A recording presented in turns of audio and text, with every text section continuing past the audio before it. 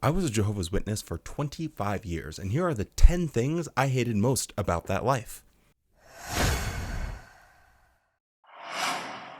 The Jehovah's Witnesses have all kinds of rules around entertainment, so movies like Harry Potter or Lord of the Rings I was never able to see because they contained spiritistic things, and anything that has to do with spiritism, things of the other world, supernatural things, were considered off limits, even though the Bible is full of supernatural occurrences all the way through it. Take a look at a couple of videos produced by the Jehovah's Witness organization teaching Jehovah's Witnesses how they should react if they encounter any of this dangerous type of media. Welcome. Dozen downtown businesses were boarded up when... There's nothing on. Wait, this is the show everyone at work has been talking about. It's supposed to be great. But it looks really spiritistic. Vampires, werewolves, witches are all associated with the spirit world. So if our entertainment involves any of these, we might meditate on Psalms 97:10 and ask ourselves, do I really hate what Jehovah hates? It doesn't look that bad. But I know Jehovah hates spiritism, and I want to hate what Jehovah hates. That verse also says Jehovah will guard his loyal ones. I want to show him that I'm one of his loyal ones. Jimmy, pass the popcorn. Trey, come here.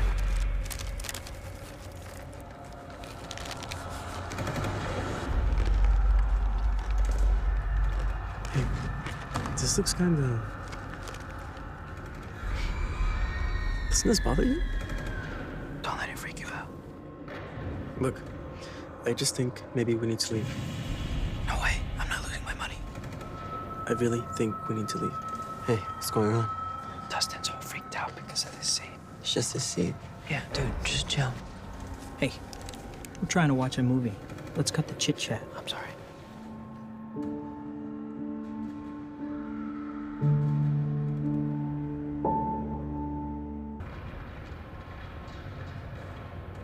I'm out of here.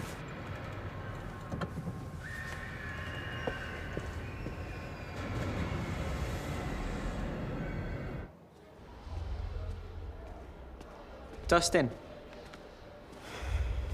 I'm not going back, Jamin. Yeah, I know. Me neither. My mom's gonna come pick me up. You want to ride? Yeah, sure. All right. Now, the reason that this super sucks and makes it on the list is that if you read the Bible as a good Jehovah's Witness, and you're supposed to every day, you are going to be exposed to everything that you are going to find in Hollywood movies. There's all sorts of weird sex scandals. There's all sorts of war and gore. There are haunting spirits. There are demons, everything you can imagine. Wizards, it's all there in the Bible. And yet, because a Hollywood producer is making a movie about it, you're not allowed to consume that. And it really gives you the mindset that you need to be separate from the world. That's how Jehovah's Witnesses talk about it.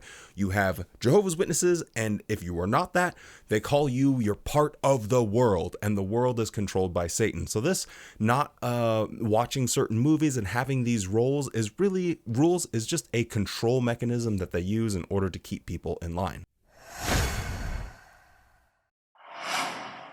If you are a Jehovah's Witness, you have to be friends with every other Jehovah's Witness, no matter what their personality is like, even if they are the most insufferable piece of human excrement. You have to kiss them on the cheek and pretend like they are your best friend. And I absolutely can't stand it. They even show an example of this in one of their videos. And the person that's being an obnoxious, annoying busybody in the life of someone else is the hero of the story, and someone that's just trying to live their life and have an online business where they're selling beauty accessories is seen as the villain because she is bragging about her too much. take a watch. Hello everyone, Hayley from Junior Design here, helping you to be effortlessly elegant. I want to welcome my new followers and thank everyone for subscribing to this channel. So first up, I got this gorgeous earring and necklace set. And as you can see, the first is I've done it this new tone. And that's great because it Can you goes with believe the her? outfit that you can wear. Hayley's business feed. But what makes this set really special, giving you that understated elegance look. If you haven't done so already, please hit the subscribe button below. Because as you know, when you look this good, you feel great.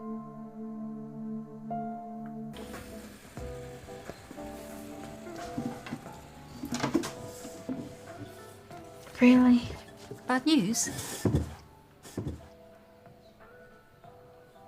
She's a sweetie. Reminds me, I want to speak to her about a necklace. You too? You don't think she's showing off? No. Everyone thinks she's Miss Wonderful. She's starting to agree. Is this just about Hayley? Seems it's all about Hayley. Your tea's getting cold. And you're changing the subject. No, but you've brought this up before. What is it? You're friends. You pioneer together. Yeah, and that's why I'm concerned. Concern is good. But is there just a little bit of envy in there?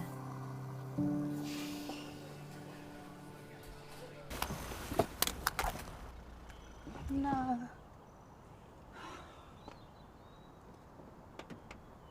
Hayley, finally, I've caught you. Do you have a minute? Hi Emily, can we talk later? I'm really struggling this morning. Do you know, it's just, we've been so busy and I've been waiting for the right moment. I'd really just like to address it. Okay, what's up? It's just that I've noticed your posts lately on Quick Posts. What about them? Well, do you really think there's something that a pioneer should be posting? What are you talking about? Some people might think you're bragging. Some people? What people? It's a business account. I've got to show off my products. I know, I get that. It's just, I don't know, it could feel like you're drawing a little too much attention to yourself. Who would think like that?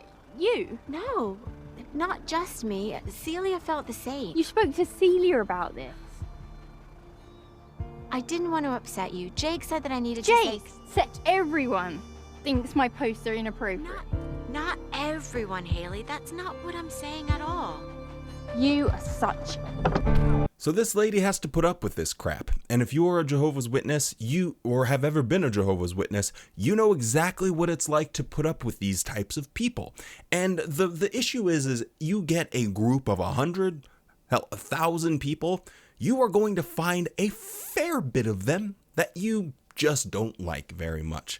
But you can't say that. You can't just tell someone to go stick an Italian sausage up their butt and get the hell out of your face. You can't say that because you have to be nice to everyone. And I can't tell you how frustrating it is, especially as a fairly outspoken person, just sitting there having to keep my mouth shut as these annoying idiots would just surround you and you couldn't do anything about it, and just the constant whining and complaining about everything and everyone all of the time would drive me mad. So the whiny little bitches in the Jehovah's Witness world, I think they super suck, so that's why they're number 9.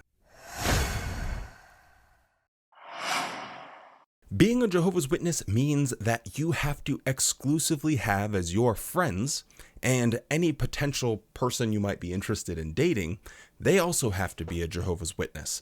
But hold on, there's more. It can't be just everyone that is a Jehovah's Witness or that claims to be.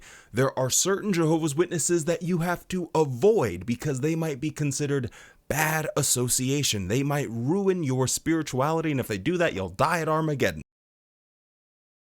Seriously? You're going? Come on, Nadia. It's just a party. It'll be fun. I don't know, Phoebe. Look, I've been at Jessica's parties before. It was totally fine. Shh. Wait, you've been to our house before? Yeah, for another party. It was great. Nothing bad happened. And guess who's gonna be there? Who? Hey, Nadia. Hey, Jonah. Come for a little bit. And if you feel uncomfortable, you can leave.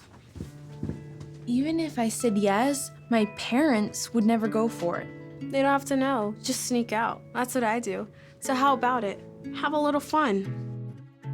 How 1 Timothy 2:14 describes Adam.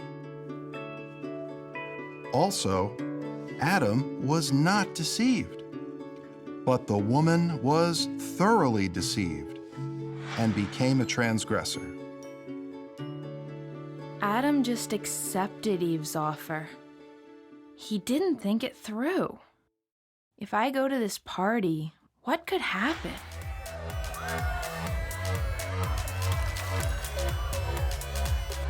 Hey, Nadia. I can't go to this party. And so because of this, it creates a very tiny pool of friends to actually pick from. And because you have to be fake friends with everyone, it makes it really hard to find real friends and real potential partners. And I actually have a whole video that I'm working on about being a single Jehovah's Witness. I think it's going to be a banger, so that'll be out soon. But yeah, having to only be friends with Jehovah's Witnesses can be very frustrating because in your day-to-day activity, you might meet someone that is not a witness, and you think to yourself, man, I really like the cut of their jib. Whatever their aura is, man, I'm just vibing with it. But you can't go anywhere past, hey, how's the weather? Because you are not allowed to be good friends with anyone that's not a Jehovah's Witness. We need brothers who can, in time, qualify to serve on branch committees. And even in branches where the Bethel family is small, we need young brothers to apply. Because the brothers and sisters who have been carrying the load for years, we love them, but they're getting older. And they have a zeal for the work, but they recognize the need to train others so that Jehovah's work can continue. This one is a little bit strange and out there, but just hear me out. Having to try and convince younger people to throw their lives away super sucks. And it sucks for this very specific reason, is for someone like me, and I left when I was only 25 years old, but when you are in a position where people are trying to get their, 10, 11, 12, 13-year-old kids, like, hey, do you want to take them under your wing, show them the ropes, help them become a good Jehovah's Witness? They really look up to you as an example. It is a heart-wrenching thing, and you know this on some level, whether it's conscious or in your subconscious, that you're ultimately training them to throw their life away. And I say that because I firmly believe every single Jehovah's Witness knows there's something fundamentally wrong with that organization. You've seen your grandparents, you've seen your parents live from cradle to grave waiting for an empty promise from this organization, and it never seems to work out. Now, if you want to do that to yourself, okay, that's one thing, but as soon as you have to start transferring that onto other people, you become old enough to where now you are the propagator of their nonsense. It is a really terrible thing, and I absolutely hated the entire concept of always trying to recruit young people to get involved, be more involved with the congregation, because ultimately, on some intellectual level, I kind of knew it was all just a waste of time. If you have ever been in a judicial meeting with elders, this is going to be like eating ice cream when you have a cavity. It's just going to strike a nerve immediately because you never quite forget this experience. Here's an elders training video just to give you a little bit of an idea of what goes on with these elder judicial meetings where they're handling cases of wrongdoing. 3 times. 2 or 3 times a week? Yes. I couldn't stop it. And then it all comes apart on me when she finds out she's pregnant. Probably from our first time together. I can't believe I'm telling you this. We understand how treacherous our hearts can be. Do you think you have the fortitude to break off the relationship with the young woman? Think about this carefully. What can you tell us to convince us that you won't continue in this course? I don't want to be disfellowshipped. It'll tear my dad apart. I need the friends in the congregation to give me some stability. Please, please, please, give me a chance to get my act together. I'll try to break it off with Lucy this week.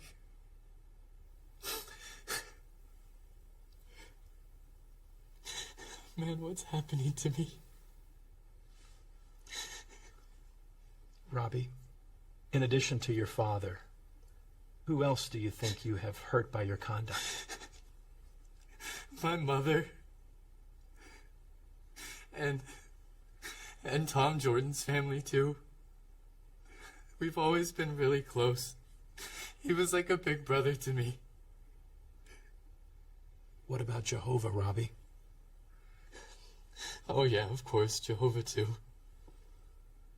There's a little PTSD for you if you've ever been a Jehovah's Witness and you've sat in front of some elders grilling you, asking you very personal questions. It is a truly miserable experience. I have been through this process and it super sucks.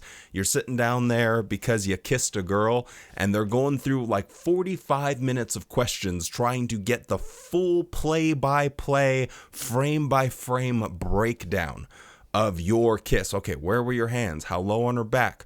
Did they move to the front of her? How high up on her chest was it? Where were her hands during this? Where your tongue? It just goes on and on. I'm not joking. Those are real questions that were asked of me because I kissed a girl. Yes, it's a wild experience. So maybe that should have gone a little bit higher on the list, but we'll have it here at number 6. This is what the average Jehovah's Witness talk sounds like. Today we're going to draw a lesson from the Bible book of Job. And the lesson is this: in spite of God allowing the devil to be the ruler of the world, the book of Job builds our confidence in Jehovah's supreme authority. And when we have confidence in his supreme authority, that helps us to endure. Now, there are some people that are able to hold the attention of their audience, but the vast majority of speakers in the Jehovah's Witness landscape are old, boring, untrained, mentally developed people that are saying and giving the same message over and over again, the same illustrations over and over again. The classic is someone will get on stage with some beans and some golf balls or ping pong balls and rice, whatever order, and they'll say, okay, here's the priorities you got to have in life. If you try and fill all of the nonsense stuff and they'll pour the rice into one jar, you can't fit the ping pong balls in because you have everything backwards. Now watch what happens when you put the ping pong balls first. These are your service. These are your meetings. They use the same illustrations.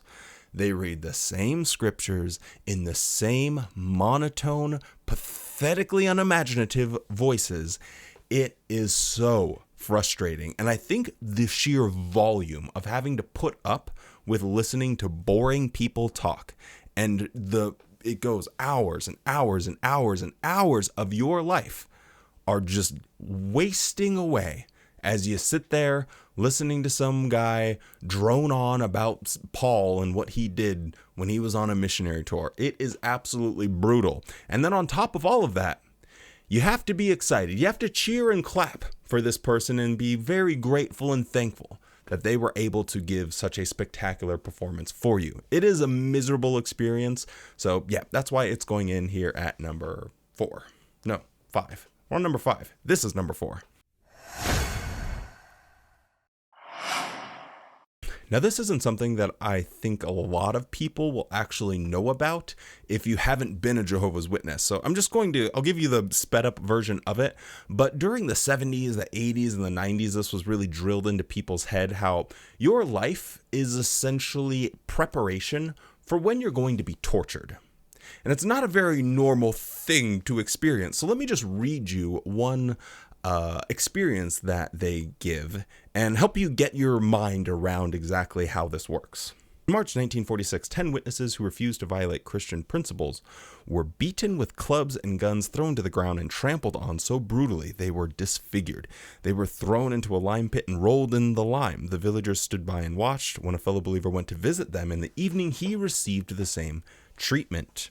Similar violence broke out in a nearby name that I can't pronounce. One brother tried to use the press to protest this maltreatment of Jehovah's Witnesses. He was taken to an underground room in the police station and beaten unconscious. They threw him, bleeding, into the small street behind the station. Passerby took him into a pharmacy for treatment. For 15 days he remained unconscious, and it was a month before he was able to relate what happened to him. A family man and a witness from Greek's names I can't pronounce also refused to compromise his religious principle. On August 15, 1946, he fell in the hands of a self-appointed vigilantes who put him through a medieval-style inquisition that eventually resulted in his death. So examples like this would be given in Jehovah's Witness literature. They'd be discussed at Jehovah's Witness meetings, and the conversation around this would always end up in we need to prepare now. We have to make sure our faith is strong enough so that way in the future, when our tests of faith come, we're prepared for it. Satan uses these physical attacks against God's people. Here are some examples of how Satan has used these attacks on God's people, and we need to prepare for them in the future. And the experience of growing up, you're just a kid, you're getting older and more aware, and you are constantly with like the sword of Damocles is hanging over your head that eventually this is going to happen to you. You are going to be tortured medieval Inquisition style for your faith, and you need to be prepared to handle that. That is such a burden to walk around that no normal person that's never been a Jehovah's Witness, it sounds insane. Like, who the hell is walking around thinking, okay, my test is coming and I gotta be ready. Man, I gotta make sure I'm strong. I can't let Satan win. It is bonkers. It is absolutely bonkers to live your life that way. So that's why it's number 4. We're into the top 3 here, and just the entire spectrum of the life. So let me just give you what my life as a 21-year-old Jehovah's Witness was. Monday, wake up at 5:30, 6 a.m., and go out preaching. I would start, by around 7 o'clock. We would start sometimes at 6 o'clock, but most of the time around like 7, and we'd go to people's waiting at a bus stop and try and give them magazines. No one would really listen. We would go and scare people while they were pumping their gas just walking up to them in a trench coat in the rain. And you go up to them and scare the bejeebers out of them. Anyway, so then 9 o'clock rolls around. You meet with the group to go out and do some more preaching, but you're knocking on doors this time. You do that for a couple of hours. You take a little lunch break. 1 o'clock rolls around. You meet, find maybe a new group of people to go with, and you go and maybe have a Bible study or something like that in someone's home, or try and catch up with other people that might have shown interest. And then you go home, and then you can start living your life by like 5 o'clock or so. But most of the time, it's laundry, food prep, gym, stuff like that. Okay, Tuesday rolls around. Well, you have to support this whole life, so you probably work. But then after you get done working, now you have to prepare for a meeting that night that starts at 7 o'clock. So if you have a speech or a little talk or a little play that you have to do, you got to be prepared for that. You go to the meeting, that ends. Now it's about 9:30, 10 o'clock. Bring your gym bag with you, hit the gym on your way home. You don't eat dinner until almost midnight. Okay, Wednesday, you wake up 5 a.m. because that's your big service day. That's where you actually are out preaching. You leave your house at like 6 a.m. and don't get back till 6 p.m. So you're just gone all day. Just throw that one in the garbage. But that night is your family worship evening, so you have to spend an hour to 2 hours doing a little family worship thing. Thursday rolls around. You got to go to work again because, you got to support this whole crazy lifestyle. This time, though, or in the past, you would have another meeting that night, but they actually got rid of that one, so at least there was that. But yeah, you work. Maybe Thursday is a day where you can catch up on doing laundry and stuff. Friday rolls around. Usually I would split that, like half work, half preaching. Saturday, again, half work, half preaching, maybe at nighttime, then you go. Sunday, you have a meeting, maybe go preaching afterwards, and a little bit of downtime to yourself. So the only time that I would really have like a lot of significant downtime is maybe like on a Sunday. And that was my life. That's it. Over and over, rinse and repeat. And if you're like, okay, I need a break, and you go on vacation, then people will ask you, hey, did you go to a meeting while you were on vacation? How many weeks were you gone? Did you preach while you were on vacation? Oh, you might want to bring a suit with you if you're going on vacation, because you might need to do some preaching, or you might need to go to a meeting. Oh, God forbid you get off the hamster wheel even for 1 week. It is miserable and monotonous, and it never stops. So anyway, just the overall idea of the hamster wheel that Jehovah's Witnesses live is, yeah, it's got to be number 3.